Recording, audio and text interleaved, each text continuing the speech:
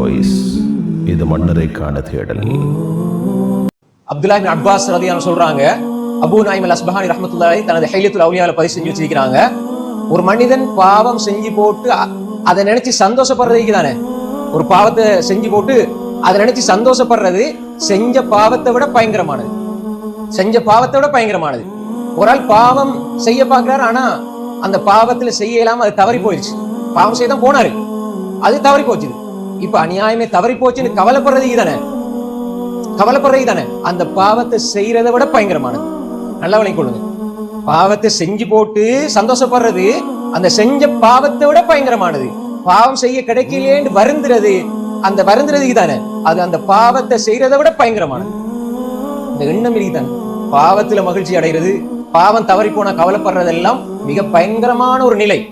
எனவே தான் அப்துல்லாஹ் இப்னு அப்பாஸ் ரலியல்லாஹு அந்த கருத்து சொல்றாங்க. அபூ நுஐம் அல்-அஸ்பஹானி ரஹ்மத்துல்லாஹி அலைஹி தனது ஹில்யத்துல் அவுலியாவுல இதை பதிவு செய்து வைத்திருக்கிறார்கள். அப்பவே பாவத்தை நினைச்சு வருந்தணும்.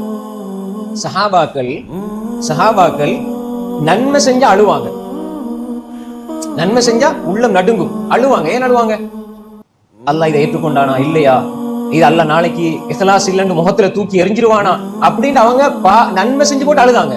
இன்னைக்கு நாங்க பாவம் செஞ்சு போட்டு சிரிக்கிறோம். நவுபில்லாஹ், அல்லாஹ் பாதுகாத்தவர்களை தவிர.